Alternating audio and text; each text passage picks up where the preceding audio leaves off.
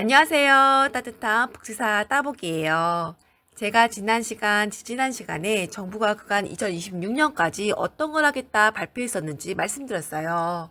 생계급여, 주거급여 선정기준 완화, 의료급여 부양무자 기준 완화, 자동차 재산, 주거용 재산 기준 완화, 의료급여 본인 부담률 조정, 예방령 재가 의료급여 사업 검토, 임차급여 기준 임대료 현실화 이렇게였는데요.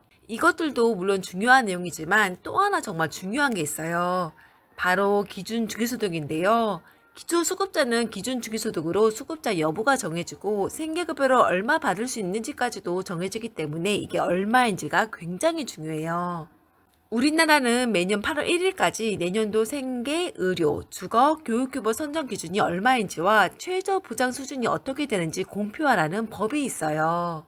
그런데 이걸 발표하려면 기준 중위소득이 얼마인지를 먼저 발표해야 하는데 이에 대한 회의를 보통 7월에 시작해서 7월 말경에 발표해요. 올해의 경우에는 지난 3월에 회의를 시작했죠. 지난 1월 보건복지부에서는 올해 주요 업무 추진 계획을 발표하면서 올해 가계금융복지조사 중위소득과의 격차 해소 등을 검토해서 2027년에 적용하는 것을 목표로 하겠다고 했어요. 또 여기 보도자료 보면 중생부의 위원들이 기준 중위소득 논의 방향에 대해 심도 있게 논의했다고 했고 보건복지부 장관도 꼭 필요한 국민에게 도움이 될 수 있도록 기준 중위소득 산정 방식 검토를 위원들께 당부드린다고 했어요. 이런 걸 보면 내년에 기준 중위소득에 어떠한 변화가 있을 것 같은데요. 지난 2020년에 정부가 2026년까지 기준 중위소득을 어떻게 바꾸겠다라고 발표한 부분이 있거든요. 물론 예전과 상황이 달라져서 기준 주기소득 선정 방식 자체가 바뀔 수도 있고 지금 방식에서 조금 보완하는 방식으로 바뀔 수도 있는데요. 이제까지 정부가 발표했던 내용을 알면 내년도 기준 주기소득을 이해할 때 도움이 될 거예요. 이런 의미에서 이번 영상에서는 이제까지 정부가 내년에 기준 주기소득을 어떻게 바꾸겠다 발표했었는지 말씀드리려고 해요. 먼저 기준 주기소득이 무엇인지부터 말씀드릴게요. 우리나라에는 중위소득, 기준 중위소득 개념이 있어요. 그냥 중위소득은 우리나라 모든 가구를 소득 순위로 줄 세웠을 때 중간에 위치한 가구의 소득이에요. 이건 지금 통계청에서 하는 가계금융복지조사로 계산하고 있고요. 기준 중위소득은 이 중위소득에다 여러 경제 지표를 반영한 소득이에요. 예를 들어 지금 경제 상황이 안 좋다, 세수가 많이 안 거친다 하면 중위소득에서 금액이 조정돼요. 그래서 중위소득과 기준 중위소득 금액이 다르죠. 기준 중위소득은 정부가 복지제도, 그러니까 기초생활보장제도나 차상위제도 같은 게 있겠죠. 이러한 복지제도의 대상을 정하기 위해 설정한 금액인데요. 예전에는 이걸 전년도 가계동향 조사를 활용해서 정했어요. 그런데 이게 현실을 잘 반영하지 못하는 거예요.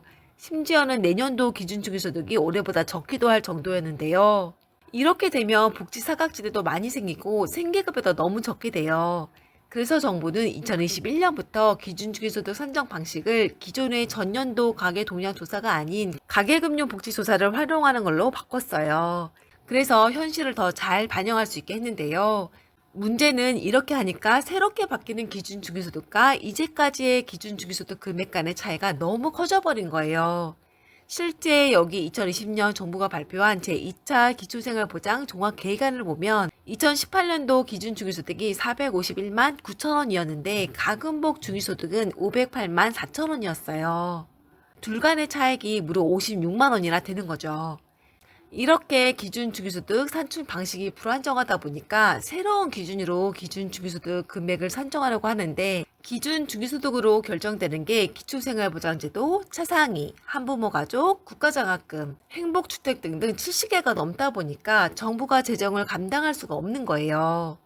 그래서 정부는 기존의 기준 주기소득과 가금복 주기소득 간의 격차를 6년간, 그러니까 2021년부터 2026년까지 좁혀나가겠다 했어요.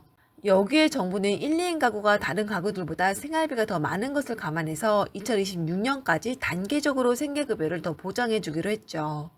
그래서 결론적으로 2026년까지 차년도 기준 주기소득을 정할 때 올해 기준 주기소득의 기본 증가율, 그러니까 최신 3년간 가금복 중위소득 증가율 평균에다 추가 증가율, 즉 기준 중위소득과 가금복과의 격차의 6분의 1승을 적용하기로 했어요.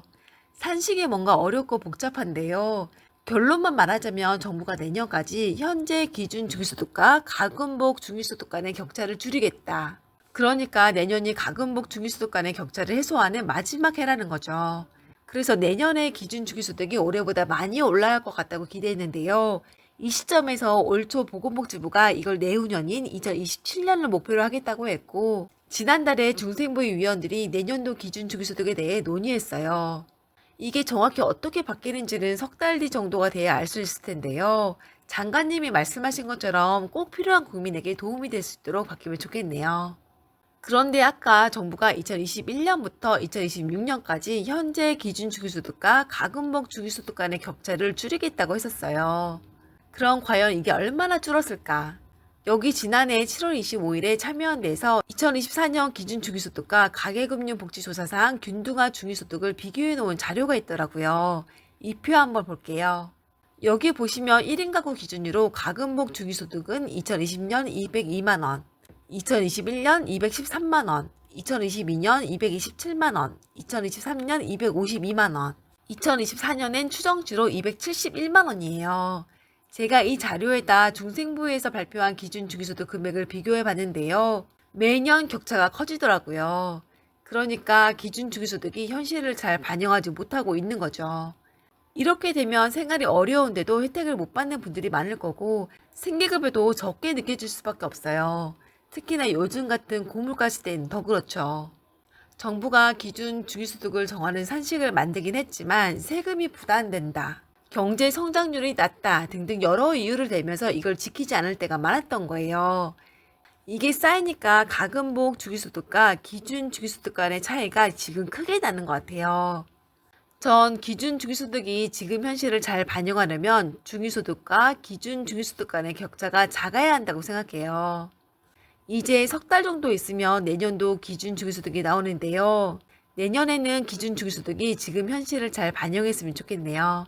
여기에 정부가 말했던 것처럼 2027년까지 생계급여 선정 기준을 기준 중위소득 35%까지 단계적으로 올린다면 내년, 내후년에 생계급여가 지금보다 많이 오를 것 같아요.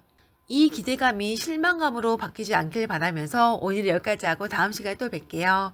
너무나도 좋은 시간 보내세요.